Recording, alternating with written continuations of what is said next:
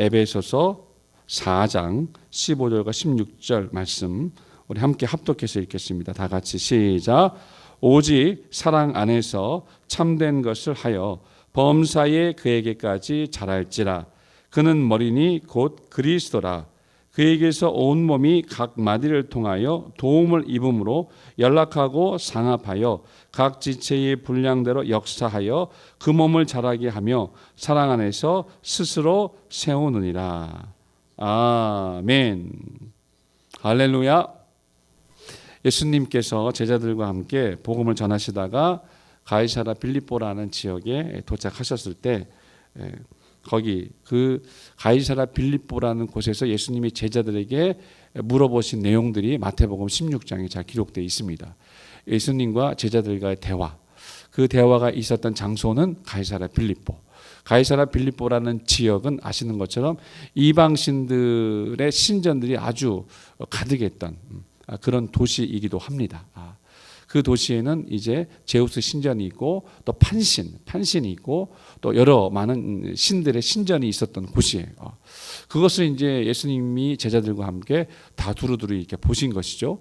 그리고 제자들과 함께 있는 그 가운데 제자들에게 이제 물어봅니다. 어떻게 물어보십니까? 뜬금없다고 이제 생각할 수도 있어요. 예수님이 제자들에게 사람들이 나를 누구라 하더냐 이렇게 물어보십니다. 사람들이 인자를 누구라 하더냐 이렇게 물어보세요. 제자들도 예수님과 함께 그 가이사랴 빌립보 지역을 두루 이렇게 살펴보았고 수많은 그 신전들이 있는 것들을 보았을 것입니다. 가이사랴 빌립보는 이제 금광이나 수자원이 풍부했던 곳이면서 동시에 그런 이방신들의 신전이 많았던 곳이었기 때문에 그것에는 로마의 많은 퇴역 군인들도 살고 있었고 굉장히 그 교역이 활발했던 도시면서 그렇게 우상들로 가득했던 곳이에요. 근데 그것에서 예수님이 이렇게 물어보신 것입니다. 사람들이 예수님에 대하여 이렇게 얘기하던데요 하면서 이제 제자들이 얘기를 하지요. 어떤 이들은 침례 요한이라고도 하고 어떤 이들은 또 엘리야라고 그렇게 이야기하기도 합니다. 그러니까 나름대로 침례 요한과 같이 대표되는 또 엘리야도 같이 대표되는 그래도 예수님을 존경했던 그 제자들은 그렇게라도 표현을 이렇게 한 것이죠. 나름대로 존중을 다 한 것입니다. 그런데 베드로가 어떻게 이야기를 했어요, 여러분? 우리가 그 마태복음 16장의 내용들은 잘 아시죠. 베드로가 성격이 좀 급했지만 어쨌든 예수님에 대한 신앙은 올곧고 또 분명한 사람 아닙니까? 제자들 가운데 있었던 베드로가 이야기합니다. 주는 그리스도시요 살아계신 하나님의 아들이십니다 라고 그렇게 이야기를 했어요. 이것은 베드로의 신앙 고백이면서 동시에 오늘날을 살아가는 성도의 공통된 신앙 고백이기도 합니다. 예수님을 하나님의 독생자로 고백한 것이죠. 그래서 예수님도 말씀하셨습니다. 뭐라고 말씀하셨습니까? 마음 가운데 기쁨이 있으셨던 것이죠. 이것을 내게 알게 하는 혈육이 아니라 하늘에 계신 내 아버지시다 라고 기뻐하면서 바요나 시몬아 내가 복이 있다 이렇게 말씀하셨습니다. 여러분 예수 그리스도의 교회라고 하면 예수 그리스도의 교회를 의미합니다. 오늘 설교의 제목은 주님이 세우신 교회 이렇게 잡았어요. 왜냐하면 세상 천지의 교회가 참 많습니다. 우리나라뿐만 아니라 온 세계 이제 지구촌에 교회가 참 많죠. 우리나라에 들어오는 많은 외국인 선교사들이 굉장히 많이 부러워한다고 합니다.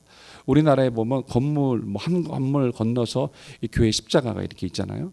그래서 이렇게 특별히 공산권이나 이슬람권이나 이렇게 선교가 어려운 지역에 있었던 선교사님들이 우리나라에 이렇게 여러 가지 선교 일정차 오시면 공항에서 이렇게 도시로 들어오면서 많은 또 교회의 십자가들을 보면서 굉장히 많이 부러워한다고 해요. 그렇게 굉장히 많은 교회들이 이제 있습니다. 그렇지만 공통된 것은 뭐냐면 그 교회를 세우신 분이 누구냐라는 것을 우리가 질문한다고 할 때 우리는 당연히 교회는 예수님의 교회입니다. 예수 그리스도가 세우신 교회입니다. 이렇게 이야기를 합니다. 그런데 그렇게 살아왔던 우리들의 신앙의 세월들을 이렇게 유추해보고 지난 기억들을 이렇게 떠올려 볼 때 그리고 오늘날 현대교회가 겪는 수많은 아픔과 또 어려움들을 이렇게 볼 때 과연 오늘날 우리가 함께 해봤던 교회 생활들, 세워져 있던 수많은 교회의 설립자는 과연 주님이시던가라는 그런 퀘스천 마크를 우리가 떠올릴 때도 굉장히 많이 있잖아요. 많은 교회들을 향한 그 혼란과 비판의 그런 그 모습들이 오늘날 교회의 현재에 있기 때문에 그렇지 않은가 이렇게 생각을 합니다. 그런데 그렇게 예수님이 세우시는 교회, 주님이 주인 되시는 교회, 주가 머리 되시는 교회, 주님의 교회의 특징이 무엇입니까? 전제하고 지금 이제 시작하려고 하는 것인데요. 주님의 교회의 특징이 무엇입니까?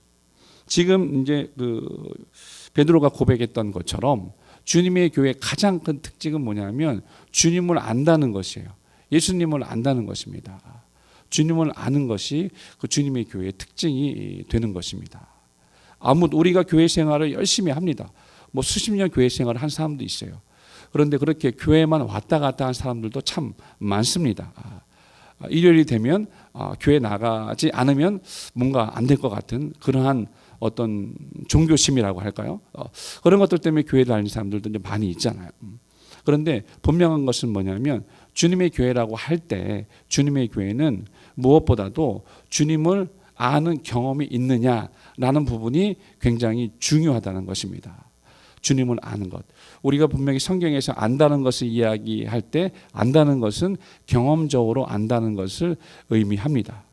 주님이 누구이신지 분명히 아는 것이죠. 그것은 교리나 지식으로 인한 것이 아니라 주님을 만났다는 것을 의미합니다. 우리의 인생 중에서 예수님을 만났다는 것을 의미합니다. 교회를 열심히 오랫동안 봉사하면서 충성스럽게 다녔던 사람들이 많다 할지라도 그 각자가 성도 한 명 한 명이 주님을 만났는가, 그의 인생 속에서 그를 찾아와 주신 예수님을 만났는가 라는 부분은 굉장히 중요한 것입니다. 그래서 주님의 교회의 특징, 주님을 아는 교회라는 것, 이것은 굉장히 중요하다는 것을 먼저 말씀드리고 싶습니다. 청년 사울이 어떻게 변화됐습니까? 다메섹 도상에서 예수님을 만난 분명한 경험이 그의 인생 속에 있는 것이에요. 그 전까지 그가 유대 교인으로서 충실한 유대 교인으로서 얼마나 똑똑했습니까? 히브리인 중에 히브리고, 또 가말리엘의 문화에서 얼마나 잘 배웠습니까? 유대교회에서 이렇게 유대교회의 관점과 시각에서 볼 때 정말 엘리트 중에 엘리트의 교육을 받고 잘 자라난 앞으로 유대교의 미래를 짊어지고 갈 그러한 청년 사울이었습니다. 그런데 그가 예수님을 만난 경험이 있는 거예요. 그의 인생 속에 찾아오신 예수님을 만났던 경험이 다메섹 도상에서 분명히 있는 거예요.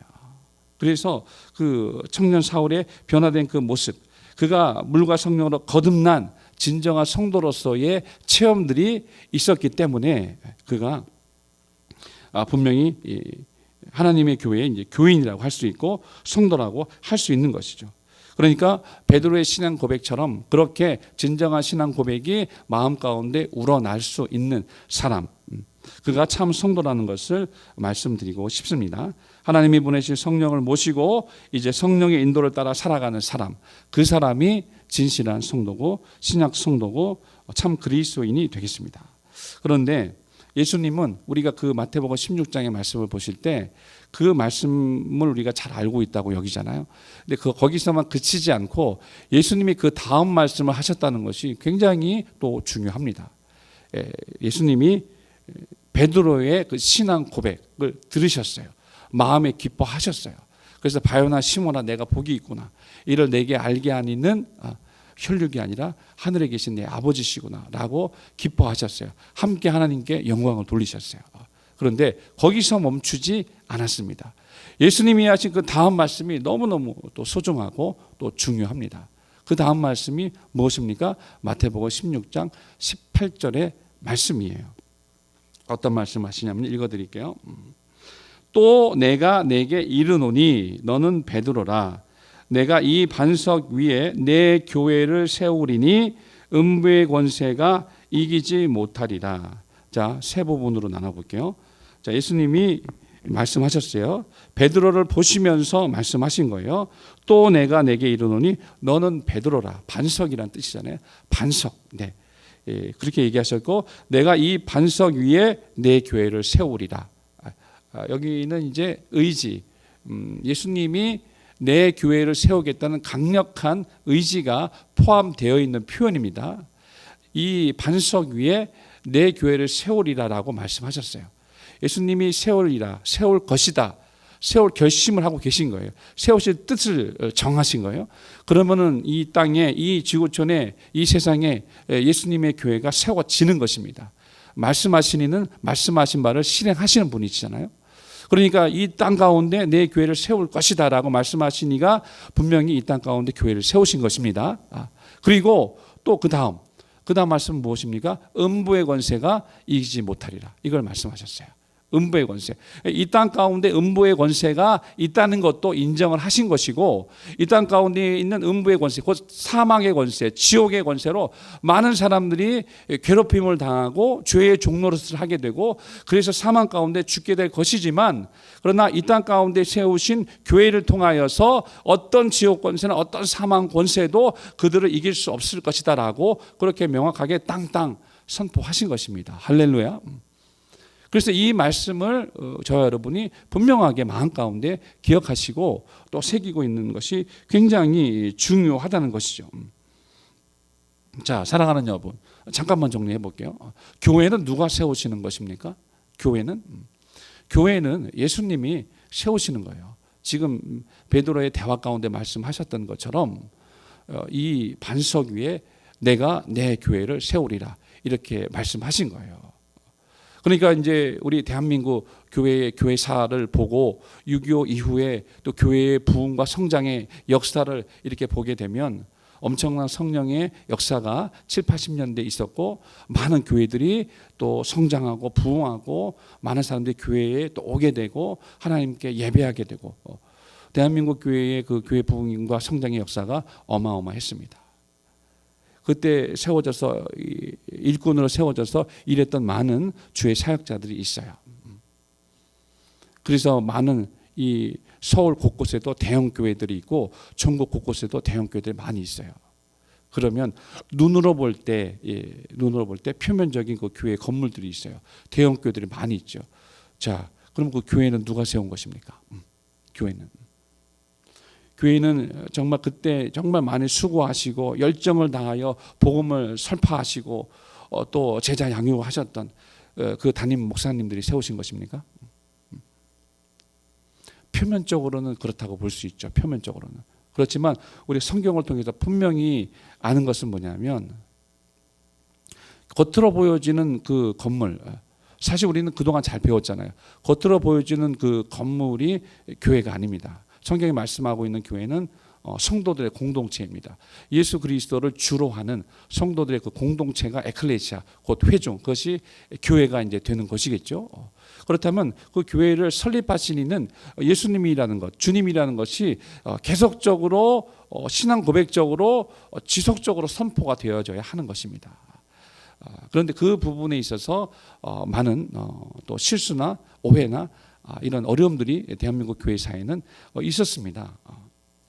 열심히 전도하고 열심히 양육하고, 그래서 사람들이 예배 때마다 막 구석구석마다 가득가득 채워졌어요. 가득가득 채워지고 막 그렇게 충만한 예배가 막 드려지고 있어요. 그러면은 그 교회의 담임 사역자나 그 주의 사역자들이 그 교회를 그렇게 세우고 설립한 것이 되는 것입니까? 온 교회에 자기의 전 재산을 다 바쳐서 물질로 헌신하신 어떤 장로님들이나 많은 주의 직분자들이 있다고 생각합시다. 실제로 그랬으니까요. 그분들이 교회를 설립하신 것입니까? 아닙니다. 분명하게 성경적으로 정확하게 우리가 말씀하고 있는 것은 뭐냐면, 예수님도 말씀하셨던 것처럼 내가 내 교회를 세우겠다고 말씀하셨어요. 사랑하는 누구야? 사랑하는 아무개 목사야? 사랑하는 아무개 장로야? 사랑하는 아무개 만수 집사야?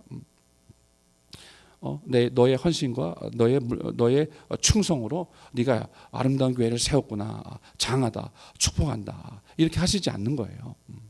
그들이 수고한 수고의 대가와 헌신과 충성의 노고는 하나님이 기억하시고 그들에게 부합한 합당한 은혜와 축복을 주시는 것은 맞습니다.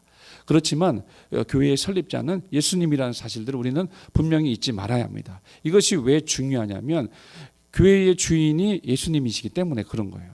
교회의 머리가 예수님이기 때문에 그런 것입니다.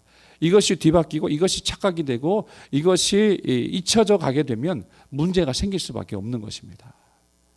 근데 교회의 주체,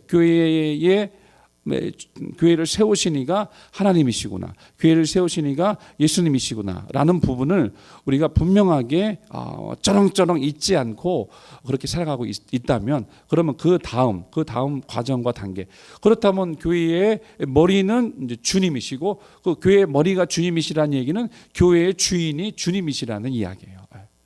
교회의 주인이, 교회의 머리가 그리스도 주님이시고 교회의 주인이 주님이시라는 이야기는 교회의 모든 통치권과 그 지배력이 주님에게 있다는 뜻입니다. 생각을 해보세요. 우리 많이 들었잖아요. 교회의 머리가 이제 그리스도라고 했어요. 예수님이라고 했어요. 그러면 머리로부터 온 몸이 컨트롤 되는 거예요. 머리로부터 온 몸에 고루고루 자양분이 이렇게 퍼져나가는 것입니다. 그렇기 때문에 이 교회의 머리가 그리스도가 되셔야 교회가 바른 교회가 되고 또 바른 신앙 위에 세워져서 건강한 교회가 될 수 있습니다. 그 근원적인 것부터 우리가 분명하게 인식하고 그렇게 우리가 신앙생활을 해야 되는 것입니다. 그렇다면 이 부분을 좀 구체적으로 좀 생각을 해볼게요. 그래요, 맞아요. 교회는 주님이 세우시는 거예요. 예수님의 교회라고 했어요. 그렇다면 이 부분이 구체적으로 어떻게, 어떤 과정과 어떤 단계를 거쳐서 이루어지게 되었는가라는 부분을 우리가 한번 살펴보고자 합니다. 에베소서 1장 22절 23절의 말씀을 잠깐만 읽어드릴게요. 또 만물을 그 발 아래 복종하게 하시고 그를 만물 위에 교회의 머리로 주셨느니라. 교회는 그의 몸이니 만물 안에서 만물을 충만케 하시는 자의 충만이니라. 아멘. 그렇죠. 그리스도는 하나님의 충만입니다. 그래서 교회의 머리를 주신 거예요. 그래서 그 교회의 그 교회를 그리스도가 머리 되어서 그 교회를 다스리시고 통치하시고 지배하실 때 그 교회가 하나님의 충만으로 충만해질 수 있는 것이거든요. 그래서 그리스도께서 교회의 머리, 케팔레라고 합니다. 이제 케팔레라고 하는데 그것은 으뜸이란 뜻이고 머리란 뜻이에요. 그것은 교회에 대해 주권을 행사하는 통치자임을 말씀드린 것입니다. 그래서 조금 전에 말씀드린 대로 교회를 개척해서 대형 교회로 성장시킨 목사나 또 사역자라 할지라도 또 큰 능력과 또 카리스마를 가진 그런 사역자라 할지라도 교회의 머리 노릇을 할 수 없습니다. 교회당을 짓는다고 해서 자기의 재산을 송두리째 바친 수많은 주의 종들이라 할지라도 교회의 머리 행세를 할 수 없습니다. 왜냐하면 분명히 성경에 말씀하고 있는 것처럼 그리스도를 교회의 머리로 주셨다라고 말씀했어요. 골로새서 1장 18절의 말씀도 동일합니다. 그는 몸인 교회의 머리시라. 그가 근본이시요 죽은 자들 가운데서 먼저 나신 이시니 이는 친히 만물의 으뜸이 되려 하심이요 라고 이렇게 말씀했어요. 그렇습니다. 오직 그리스도만이 교회의 머리가 되십니다. 그렇기 때문에 교회에 속해 있는 교회의 모든 구성원들, 교회를 이루고 있는 지체들이죠. 그리스도의 몸, 곧 지체들, 교회를 이루고 있는 교회의 지체들, 곧 교회의 구성원들은 교회의 머리 대신 그리스도에게 철저히 순종하고 복종해야 한다는 것을 또한 의미하는 것입니다. 그렇죠. 머리의 말을 듣지 않으면 손발이 고생하잖아요. 네, 우리가 사람의 몸을 이렇게 비유로 이렇게 설명할 때도 머리가 모든 것을 컨트롤하고 통제합니다. 지혜가 있고 지식이 있고 또 다스릴 수 있는 능력이 어디에서부터 나오는 것입니까? 머리로부터 시작되는 것이죠. 그렇기 때문에 교회의 모든 구성원은 머리인 그리스도에게 철저히 순종하고 복종할 때 교회가 건강하게 될 수 있는 것입니다. 올바르게 세워질 수 있게 되는 것입니다. 그렇지만 그리스도가 교회의 머리라고 해서 그리스도는 무리하게 지배력을 행사하지는 않으십니다. 도리어 교회를 사랑으로 인도하시고 교회를 돌보십니다. 그렇죠. 교회가 그리스도 그리스도께서 교회를 보양하고 교회를 온전히 돌본다라고 이렇게 성경에도 이제 말씀하고 이제 있는 것입니다. 그렇다면 이제 교회의 머리 대신 그리스도, 그 그리스도와 우리와의 관계를 한번 살펴보시기 바랍니다. 우리는 그리스도의 몸이에요. 우리는 그리스도의 몸이고 또 우리의 머리는 그리스도가 되십니다. 그리스도와 우리의 관계는 따로따로 구분지어지고 분리되어 있는 것이 아닙니다. 연결되어져 있는 것입니다. 연결되어져 있기 때문에 우리는 그리스도로부터 모든 것들을 공급받습니다. 그리스도로부터 모든 생명의 자양분들을 공급받게 되는 것입니다. 그래서 몸을 다스리는 머리인 그리스도가 교회를 온전하고 건강하고 다르게 세우시는 궁극적인 원천이 되시는 것입니다. 그렇죠. 그렇게 머리 되신 그리스도께서 이제 교회를 향하여 어떤 일들을 행하고 계신가 성경을 통하여 살펴보도록 하겠습니다. 우리가 읽지는 않았지만, 길어서 읽지는 않았어요. 그렇지만 성경 우리가 읽으셨던 그 15절 이후에 위로 잠깐만 올라가 보세요. 에베소서 4장 11절 12절의 말씀 성경 펴신 분은 같이 보시기 바랍니다. 함께 읽겠습니다. 에베소서 4장 11절 12절. 그가 혹은 사도로 혹은 선지자로 혹은 복음 전하는 자로 혹은 목사와 교사로 주셨으니 이는 성도를 온전케 하며 봉사의 일을 하게 하며 그리스도의 몸을 세우려 하심이라. 이렇게 말씀했어요. 그러니까 머리 대신 그리스도께서 가장 중요하게 하시는 그리스도의 사역이 있어요. 그것은 뭐냐면 교회의 리더들, 직분자들을 세우시는 것입니다. 이것이 굉장히 중요한 일입니다. 어떤 이는 사도로, 어떤 이는 선지자로, 어떤 이는 복음 전하는 자로, 어떤 이는 혹 목사와 교사로 그렇게 세우셨다고 해요. 그것은 왜냐? 성도를 온전하게 하기 위해서, 계속 이어지는 말씀이죠. 그리고 봉사의 일을 하기 위해서. 그래서 뭐 어쩌자는 건데요. 마침내 마지막 구절에 있는 것처럼 그리스도의 몸을 세우기 위하여. 이것이 중요해요. 예. 그러니까 머리 대신 그리스도께서 교회에 여러 직분자들을 세우시는 거예요. 그리스도의 생각과 뜻이 있는 거예요. 교회를 향한 그리스도의 생각과 뜻이 있어요. 교회, 곧 하나님의 충만하신 그리스도께서 그 교회를 충만케 하시려고 하는 거예요.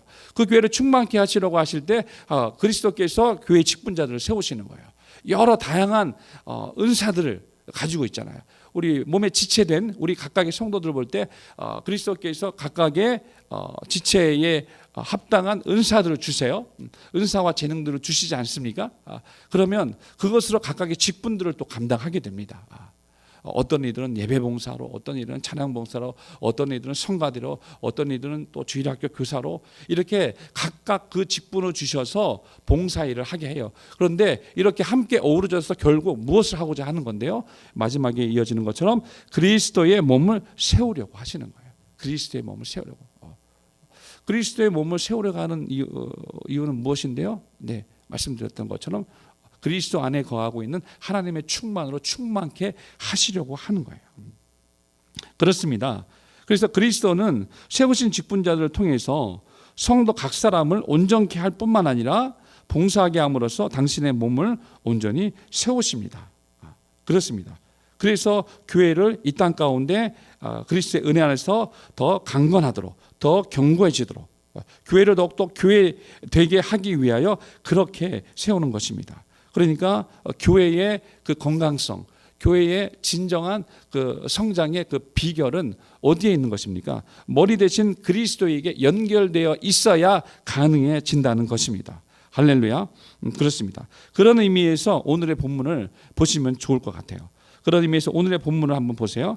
자, 오직 사랑 안에서 참된 것을 하여 범사에 그에게까지 자랄지라. 그는 머리니 곧 그리스도라. 그에게서 온몸이 각 마디를 통하여 도움을 입음으로 연락하고 상합하여 각 지체의 분량대로 역사하여 그 몸을 자라게 하며 사랑 안에서 스스로 세우느니라. 아멘. 이렇게 말씀했어요. 핵심이 무엇입니까? 네, 그리스도의 몸, 그 몸에 지체된 우리 성도들은 지금 어떻게 하라고 지금 이야기하고 있습니까? 서로 사랑하라고 말씀하고 있는 거예요. 서로 사랑하라고 말씀하고 있는 것입니다. 세상은 아까 말씀드렸다시피 음부의 권세, 사망 권세가 지배하고 있는 모습들이 참 많습니다. 그래서 우리가 예수 그리스도를 믿는 신앙인으로서 성도로서 이 땅을 살아가고 있지만 우리 앞에는 수많은 원수의 시험과 유혹과 도전과 압박들이 있어요. 그래서 우리의 신앙이 그리스도 안에서 바르게 성장하고 자라나고 꽃이 피고 열매 맺이 할 터인데 그렇지 못한 경우들이 많이 있잖아요. 이때 중요한 것이 뭐냐면 하나님께서 성도를 부르시고 택하신 그리스도의 몸된 그 지체들, 그 지체들이 그 그리스도의 은혜 안에서 서로를 사랑하고 서로를 섬기고 서로를 용서하고 용납하면서 하나가 될 때, 성령으로 하나가 될 때 그 모든 우리 앞에 있는 시험과 핍박과 어려움들이 물리쳐질 수 있고 교회가 더욱더 교회되고 강해지고 견고해질 수 있다라는 부분을 말씀드리고 있는 거예요. 그래서 사랑 안에서 스스로 세워진다라고 이렇게 말씀하고 있지 않습니까? 여러분, 캘리포니아에 가면 저는 가보진 않았습니다. 가고 싶어요. 예. 레드우드 그 국립공원이 있어요. 아시는 분은 아실 거예요. 레드우드 그 국립공원이 있는데 그 레드우드 국립공원에는 그 레드우드라는 그 나무들이 어마어마하게 많이 있다고 합니다. 그 레드우드 그 나무는 아프리카 삼나무예요. 그러니까 메타세카이어 종류입니다. 사진으로 봤는데 어마어마해요. 10사람이 이렇게 나무를 안아도 못 안아요. 세계에서 가장 큰 나무입니다. 보통 60에서 70, 큰 나무는 100m가 넘습니다. 그런데 아주 신기한 이야기가 있어요. 그 기록을 보니까 예수님 때부터 그 나무들이 있었다는 거예요. 그러니까 오래된 나무는 뭐 1000년, 2000년이 넘은 나무들도 있다고 합니다. 그런데 어떻게 그 국립공원의 레드우드 그 국립공원에 어마어마한 숲의 광경을 이루고 있는 그 나무를 보니까 막 그냥 어떤 믿지 않는 사람이라고 하면 어떤 경외감마저 느낄 수 있는 그런 어마어마한 크고 이제 키가 크고 넓이도 큰 그 나무들이 어떻게 그렇게 오랜 세월 동안 그 수많은 풍파들을 다 이겨내고 존재할 수 있었을까? 왜냐하면 그 집안이 안반 집안이라는 거예요. 그러니까 안반 집안이라는 얘기는 뿌리가 깊이 내릴 수 없는 거잖아요. 뿌리가 깊이 내릴 수 없는데도 불구하고 그 오랜 세월을 견뎌내면서 어마어마한 나무의 숲의 장엄한 광경을 이루는 국립공원이 되었는데 그 학자들이 그 원인을 조사했어요. 조사하니까 뭐냐면 뿌리의 깊이가 깊지 않아요. 안반이 밑에 쫙 있기 때문에 뿌리의 깊이가 3, 4m, 5m 정도밖에 안 된다는 거예요. 그런데 아주 중요하고 신기한 것은 뭐냐면 그 나무와 나무의 뿌리들이 다 연결되어 있어요. 나무와 나무의 뿌리들이 다 서로 연결되어 있어요. 다 이렇게 막 얽혀 있는 거예요. 그러니까 무엇을 이야기하는 것입니까? 그러니까 서로가 서로를 붙들어 주고 있는 거예요. 서로가 서로에게 그 자양분을 나누어 주고 공급하고 있는 거예요. 그렇게 수많은 세월들을 그 레드우드 국립공원의 그 나무들이 그 안반 지형임에도 불구하고 오랜 세월을 버텨내고 이겨내서 그 장엄한 숲의 광경을 이뤄내면서 사람들에게 그렇게 경외감마저 줄 수 있었던 그런 놀라운 이유는 그 나무의 뿌리들이 깊지는 않지만 서로 얽혀 있고 연결되어 있기 때문에 오랫동안 쓰러지지 않고 오랫동안 그렇게 장수하면서 버텨내고 있었다라는 얘기죠. 교회가 마치 그래야 되지 않을까. 우리의 안반 지형은 예수님이십니다. 결코 우리 무너지지 않습니다. 그렇지만 흔들리는 교회들이 많죠. 사람이 세운 교회들은 흔들려지게 됩니다. 기본적으로. 그렇지만 그리스도께서 세우신 교회를 할지라도 수많은 세상의 시험과 핍박과 압박과 어려움들이 많아요. 그럴 때 우리는 어떻게 이겨내고 버텨내고 견뎌내고 주의 교회가 오랫동안 이 땅 가운데 복음을 증거하면서 하나님의 영광을 드러내야 하겠습니까? 그 레드나무 그 삼나무의 뿌리들처럼 서로 연결되어 있어야 하는 거예요. 서로 얽혀 있고 서로 연결되어 있기 때문에 이쪽의 나무가 어려울 때 이쪽에서 자양분을 보내주고 저쪽의 나무가 어려울 때 이쪽의 나무가 붙들어 주는 거예요. 서로가 서로를 그렇게 붙들어 주기 때문에 그 지도를 그 나무의 평면도라고 할까요? 그 그림을 봤더니 너무너무 신기해요. 그 나무들이 어마어마하게 큰데 밑에는 얼마 내려가지도 않은 뿌리들이 다 이렇게 연결되어 있어요. 다. 너무나 많은 것들을 이제 느끼게 했던 그런 사진이었고 그런 이제 내용들이었는데요. 우리 성도들 사이, 성도들 상호간에 그 사랑의 관계가 영적인 성장을 가져오는 것뿐만 아니라 그렇게 교회가 예수님이 기뻐하시는 교회로, 주님이 정말 원하시는 그 교회로 건강하게 세워질 수 있음을 이야기하고 있는 것입니다. 여러분, 건물을 지을 때 벽돌을 보세요. 벽도 가만히 이렇게 보면, 저도 청년 때 이제 아르바이트도 좀 이렇게 건설 현장에서 해봤는데 굉장히 힘들지 않습니까? 집 하나 짓는 것이. 그런데 이렇게 벽돌 하나만으로는 집이 지어지지 않지만 그 벽돌 하나하나를 또 콘크리트와 세멘과 함께 섞어서 이렇게 하나하나 붙여갖고 이렇게 짓잖아요. 점점 단을 쌓아가지고. 그래서 이렇게 완성된 집, 그 건축물들 보면 참 신기하기도 해요. 신기하기도 하고, 하나의 완성된 그 건축물, 그 집이 또 그렇게 탄탄하고 튼튼하고 건강한 집으로 세워지는 거잖아요. 마치 그리스도의 몸의 지체들이 그렇습니다. 하나하나의 벽돌 같지만 서로가 연결돼 있고, 서로가 서로를 붙들어주고, 서로가 사랑하고, 서로가 그 성령 안에서 하나님이 주신 그 교회를 지켜나가는 그 마음가짐이 하나로 되어 있다면, 그렇다면 하나님은 하나님이 기뻐하시는 아름다운 건축물들이 우리가 되게 할 것이고, 하나님이 거하실 처소가 또 되게 하실 것이며, 하나님이 기뻐하시는 교회가 되어서 그리스도의 그 충만한 교회로서 또 이 땅과 하나님의 나라와 영광을 위하여 세워지고 쓰임받는 그 온전한 교회가 되게 할 것입니다. 할렐루야. 그렇습니다. 교회는 건물이 아닙니다. 교회는 예수님을 머리로 하고 그를 믿는 성도들의 공동체가 바로 교회입니다.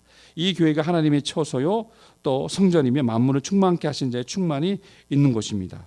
그 교회, 주님이 세우신 그 교회, 주님이 머리 되신 그 교회, 머리 대신 주님을 온전히 믿고 따르는 우리 성도들, 그 성도들 상호 간에 또 사랑과 신뢰로서 함께 그리스도의 몸을 온전히 세워나감으로써 하나님이 기뻐하시는 건강한 교회를 이 땅 가운데 세우고 하나님께 영광 돌리는 저와 여러분 되시기를 예수 이름으로 축원합니다. 할렐루야. 우리 기도하겠습니다. 우리 주신 말씀 생각하면서 정말 교회는 주님이 세우십니다. 이와 같이 우리 가정도 주님이 세우셔야 되는 것입니다. 우리 각자도 주님이 세우시는 교회가 되어야 하는 것입니다. 우리 모두가 다 머리 대신 그리스도를 온전히 순종하고 복종함으로써 하나님이 기뻐하시는 온전한 믿음의 성도와 가정과 교회를 세워가게 해달라고, 건강한 우리 교회와 가정과 우리 자신 되게 해달라고 주여 한번 하시고 기도하겠습니다. 주여!